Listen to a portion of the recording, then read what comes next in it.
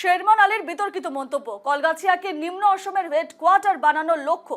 জনসভায় এই মন্তব্য করলেন কংগ্রেসের নিলম্বিত বিধায়ক শেরমান আলী। কলগাছিয়ার বাহার বাজারের সভায় রাইজোর দলের সম্ভাব্য প্রার্থী বিধায়ক শেরমান আলী আহমেদ বলেন যে কলগাছিয়া যদি নিম্ন অসমের হেডকোয়ার্টার হয়, গৌরবে আমার বুক ফুলিয়ে যাবে। এটি শুধু মন্দিয়ার ক্যাপিটাল নয়, এটি নিম্ন অসমের ক্যাপিটাল করার আমার ইচ্ছে। তার সঙ্গে মন্দিয়াও উন্নত হবে এবং জনিয়াও উন্নত হবে। এই মন্তব্য করলেন বিধায়ক শেরমান আলী।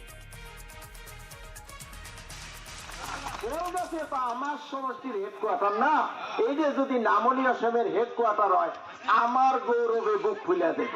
তার সাথে মন্দিয়াকে ঘৃণা করো না, মন্দিয়াও ডেভেলপ করুন, জয়িনাও ডেভেলপ করুন, আরো কি কি আছে সব ডেভেলপ করুন। আমার সিটিও বইতে 1 নম্বর ক্যাপিটাল এটা খালি মন্দিয়ার ক্যাপিটাল না, এটা লোয়ার আসামের ক্যাপিটাল করবার নিকে আমার ইনশাল্লাহ।